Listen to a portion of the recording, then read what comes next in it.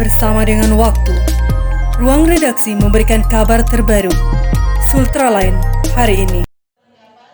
Dewan Perwakilan Rakyat Daerah DPRD Kabupaten Kolaka menggelar rapat paripurna dalam rangka penyampaian laporan hasil tugas reses DPRD Kolaka masa persidangan 1 tahun 2021 dan persetujuan pemindahan tukar-menukar barang milik pemerintah daerah Kabupaten Kolaka, Senin malam 1 Maret 2021. Rapat yang dipimpin langsung Ketua DPRD serta diikuti seluruh anggota DPRD yang juga dihadiri Wakil Bupati Kolaka, Muhammad Jayadi mewakili Bupati yang tidak sempat hadir, Asisten 2 Setda Kolaka, Wardi dan perwakilan pimpinan OPD Lingkup Kolaka dan tamu undangan lainnya.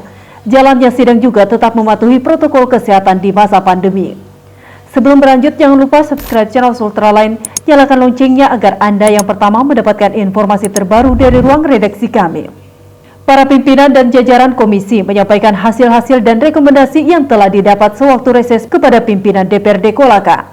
Terkhusus Komisi 2 melalui Ketua Komisi Haja Asmani Arif menyoroti soal permasalahan anggaran dana desa. Tak lupa ia menyampaikan saran kepada Pemda Kolaka agar lebih memperhatikan soal permasalahan infrastruktur desa. Karena itu tuntutan dari pemilik tanah di lokasi kelurahan Lampung. Jadi untuk tim penilai kebetulan ada kepala BPKD, ini sebagai ketua tim, saya ingatkan kembali pada paripurna ini supaya skop untuk suara diperhatikan. Kemudian yang kedua, surat pengalihan fisiknya. Jadi ada dua hal yang disarankan dan diminta oleh pemilik tanah tersebut. Kemudian yang kedua, segera hasil reses yang kita laksanakan di semua kecamatan ini, ya kami dari Dapil 4 hampir 10 kecamatan yang kami sudah tinjau, dan ini kita sudah menyesuaikan sesuai hasil musrembang. Tetapi kemudian ada beberapa hal yang saya ingin tekankan dari ketua tim Dapil 4 tadi. Saya mengingatkan kembali kepada Kepala Dinas PUPR di Wonolaku itu, desa Wonolaku yang ditinjau langsung oleh Ketua DPRD itu ada kurang lebih 500 meter apa ya namanya itu sudah ya bronjong Pak. Jadi bronjong itu mungkin Pak Wakil Bupati bisa melihat ke lapangan Pak, karena ini berdekatan langsung dengan jalan raya, kemudian ada rumah penduduk. Nah gitu. Kemudian ada 200 meter sudah dibiayai oleh anak ADB desa Wonolaku. Dan waktu itu Pak Ketua langsung jawab kepada aparat, kemudian masyarakat yang berkumpul, beliau langsung sampaikan bahwa Wonolaku akan kami sampaikan langsung kepada Bupati dan Wakil Bupati supaya menjadi perhatian. Sorotan juga datang dari Komisi 1 melalui Firlan persoalan PDAM Kolaka. Pasalnya ditemukan bahwa air yang diterima warga kotor ketika musim hujan. Ia menyarankan kepada PDAM Kolaka persoalan air bersih ini sudah menjadi masalah yang lama yang belum terselesaikan. Ia meminta ketegasan kepada PDAM untuk memberikan pelayanan maksimal kepada masyarakat. Karena jelas ada pungutan biaya yang dilakukan PDAM yang semestinya pelayanannya juga harus ditingkatkan. Selain itu juga menyoroti persoalan hutan yang ditemukan kerusakan hutan semakin terlihat karena dari peninjauan langsung di lapangan banyak wilayah hutannya sudah gundul, yang tentunya sangat berdampak kepada warga sekitar, apalagi memasuki musim penghujan yang sangat rentan dengan bencana seperti longsor dan banjir karena kurangnya resapan air di hulunya yang sudah sangat berkurang. Pada malam ini, malam Selasa tanggal 1 Maret, kami baru saja menyelenggarakan paripurna hasil reses. Jadi pada poin penyampaian kami terkait masalah hasil reses di dapil kami, terus saya dapil 2 mengikuti Laku Bola dan Pemala. Jadi saya sangat menyoroti tentang salah satunya adalah PDAM. PDAM ini menjadi salah satu kebutuhan dasar karena berbicara air. Jadi air yang ada di Kecamatan Bulako ini khususnya memang dikelola oleh PDAM Kolaka. Saya menyoroti tadi ada beberapa poin. Yang pertama adalah persoalan ketika dia banjir ini keruh kotor, dan ini yang sampai ke rumah juga. Ini tidak layak dikatakan sebagai air bersih karena ketika dia banjir dan diwarna coklat, maka itu juga yang tiba. Ketika warna hitam tiba juga di warna hitam. Kemudian yang kedua keluhan kami adalah mengenai kapori atau zat kimia yang dicampurkan di air itu. Jadi ini memang tidak tiap waktu, tetapi suatu waktu ini pasti terjadi, dan ini salah satunya dampaknya yang kami rasakan adalah ketika peliharaan kami khususnya ikan yang ada di kolam teralir dengan air mengalir itu di tengah malam. malam habis diberikan Kapolri, maka dia pasti mati ini kan. Maka ini yang menjadi sebuah review untuk PDAM Kolaka, bukan berbicara tentang pelakunya, tetapi bagaimana aliran air yang ada di Kabupaten Kolaka ini mengalir sampai ke rumah-rumah warga itu betul-betul steril dan siap dikonsumsi dan dipergunakan layak. Jangan seperti saat ini adanya aspirasi masyarakat tentang air bersih ini kemudian dikeluhkan. Kenapa dikeluhkan? Karena mereka membayar. Ada biaya yang mereka keluarkan tiap bulan dan wajar ketika mereka meminta kualitas. Jadi sorotan ini PDAM bukan saja datangnya tahun 2021 ini, tapi sudah dari tahun sebelumnya. Ini belum ada evaluasi yang sangat spesifik untuk memperbaiki dan tidak terulang di tahun-tahun selanjutnya. Jadi pada kesimpulan saya menyampaikan bahwa ada kekecewaan karena masih selalu terulang dari tahun ke tahun. Di solusinya ke depan seperti apa? Jadi solusi saya minta dari pihak PDAM ini harus tegas dalam apa? Memberikan pelayanan kualitas yang maksimal. Semisal kalau kotor ya, kan sederhana. Di atas itu khususnya di pintu ada pintunya. Ini yang betul-betul dijagai. Ya sekalipun ini kita berbicara manusiawi, tetapi salah satu tanggung jawab memberikan kualitas ya seperti itu. Ada jasa, kemudian ada kualitas, ada harga. Itu yang kami maksudkan. Jadi pihak PDAM jangan menganggap sepele bahwa biarkan saja. Yang seperti itu, karena ini menjadi sebuah penilaian bagi masyarakat dan akan dicerita dari kabupaten-kabupaten, maksudnya dengan keluarga-keluarga yang mereka ada di kabupaten kota lainnya. Kemudian persoalan Kapolri juga ini tidak kita salahkan karena memang betul dipergunakan juga di PDAM lainnya. Tetapi kalau penggunaannya sampai mematikan hewan peliharaan, berarti ada tanda tanya besar di situ. Dan tadi mereka saja yang hidup ikan itu hidup di selokan, mereka bisa survive. Kok ketika dialir dengan air yang bersih kita anggap ternyata ada Kapolrinya, mereka mati ya. Ini juga yang kami anggap masuk sebagai sampelnya di diri kami. Ketika kami mengkonsumsi itu maka ada bahayanya, apalagi ketika dia belum mengendap. Jadi itu yang saya sampaikan, kekecewaan mendasar masyarakat yang ada di Dapil 2 khususnya Kecamatan Liko terkait PDAM. Selain PDAM di daerahnya selain ini juga yang menjadi sangat seksi pembahasan tentang hutan kan kita paham di tahun 2014 itu tanggung jawabnya nomenklaturnya pindah ke provinsi. Tetapi sampai hari ini menjadi sebuah tanda tanya besar dan menjadi polemik ketika terjadi gundulnya hutan, terjadi musibah, kekeringan, bahkan sampai debit air sungai itu yang mengecil. Ini kan yang menjadi tanda tanya di kami, betul dia secara administratif pindah ke provinsi, tetapi secara teritorialnya, secara kewilayahannya ini berdampak langsung di masyarakat kabupaten. Jadi yang ini kami soroti bahwa ada fungsi kontrol yang diperketat dari pihak kehutanan yang ada di kabupaten. Jangan saja memesan ini dengan adanya petugas yang ditempatkan di kabupaten, tapi ini juga menjadi sebuah tanda karena belum maksimal.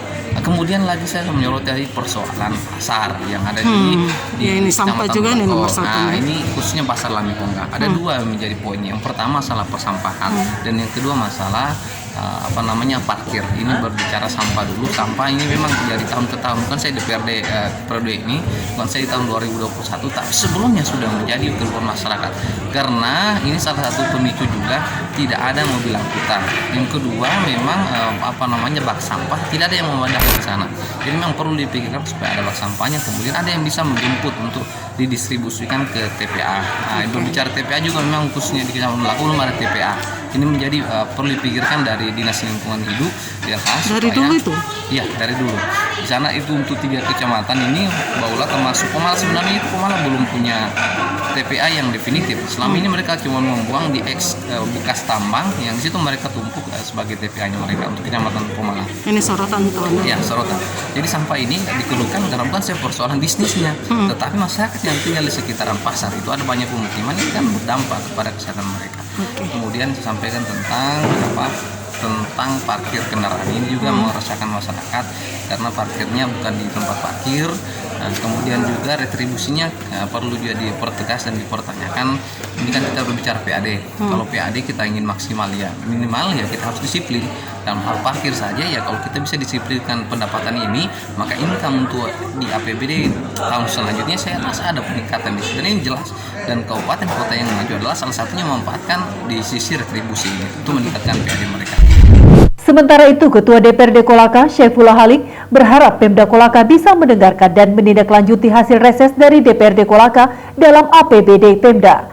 Karena itu benar-benar penyampaian masyarakat lewat reses kemarin yang telah dilaksanakan.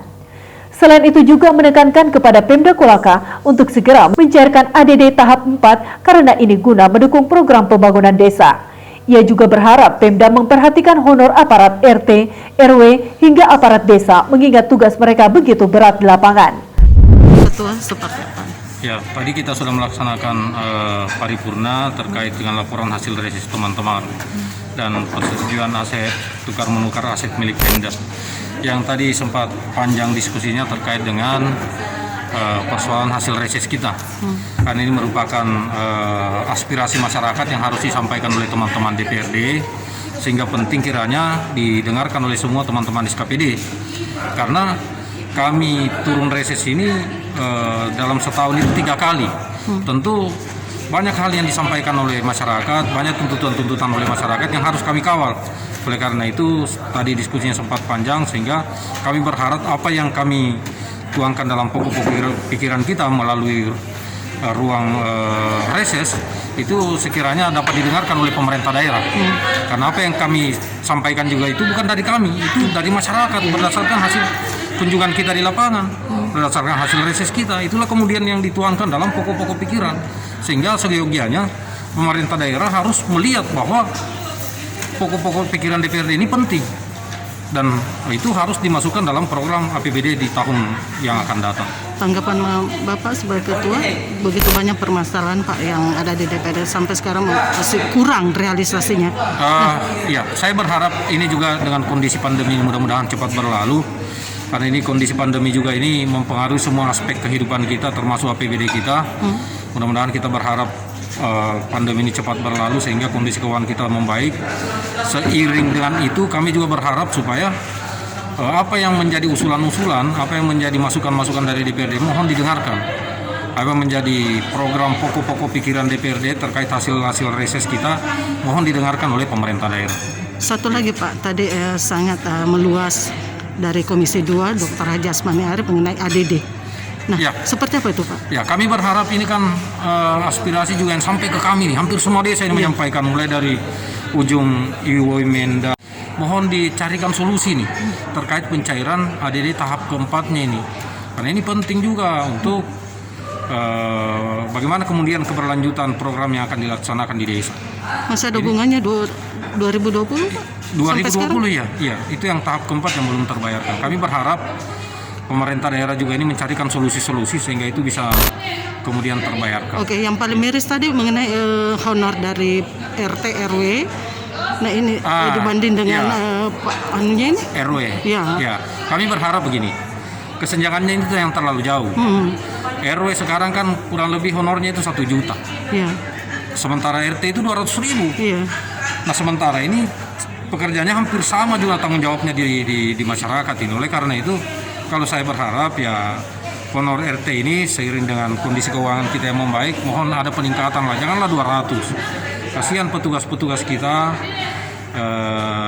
yang ada di lapangan di dalam rangka membantu juga tugas-tugas kelancaran RW-nya juga ini membantu. Karena ini juga garda terdepan ini yang harus diperhatikan. Tapi dengan honor 200.000 saya kira mungkin perlu diperhatikan nih. Kalau saya mungkin agak menjadi perhatian kita supaya ada peningkatan itu. Oke, satu lagi Pak yang perlu diperhatikan besar untuk pemerintah, khususnya Bupati, seperti apa ini permasalahan yang ada yang hasil dari ini proses mereka. Ya, saya berharap kepada pemerintah daerah bahwa Bupati dan Wakil Bupati, tadi Pak Wakil Bupati sudah mendengarkan semua apa yang menjadi harapan, apa yang menjadi aspirasi dari teman-teman DPRD yang didapatkan pada hasil reses. Mohon kiranya ini didengarkan, mohon kiranya ini diakomodir, karena ini juga sebagai bahan kami untuk ke lapangan kemudian nantinya, bahwa benar-benar kami DPRD ini memperjuangkan aspirasi dari masyarakat. Kalau kemudian itu tidak terakomodir, dianggapnya kami ini tidak memperjuangkan itu, padahal kita sudah berupaya. Kita sudah berupaya, namun kemudian prosesnya itu tidak masuk, ya itulah kemudian kita berharap sehingga apa yang kami sampaikan pada malam ini, ya tentu yang kita sampaikan itu ya kita tidak berharap masuk semua. Tapi kan ada kemudian poin-poin yang menjadi prioritas itu yang kemudian bisa dimasukkan dalam program APD 2022 yang akan datang. Sehingga kami juga ke lapangan bertemu dengan konstituen kita. Ada hal yang bisa kita sampaikan bahwa apa yang disampaikan pada saat reses yang lalu, inilah hasilnya. Selama ini kami jadi bulan-bulanan bahwa dianggapnya kami datang reses itu hanya datang mencatat, padahal upaya-upaya teman-teman itu untuk memperjuangkan itu luar biasa. Seperti yang kita saksikan tadi, kita dengarkan tadi, luar biasa apa yang sudah diperjuangkan oleh teman-teman. Sehingga kami sangat berharap pemerintah daerah mendengarkan ini, kemudian mensahuti. Ya, itu yang paling penting.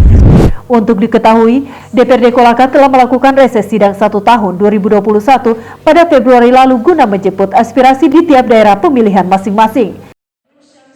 Dari Kompleks Blok MBD Kendari, jurnalis Sultra Lensri mengabarkan untuk Anda.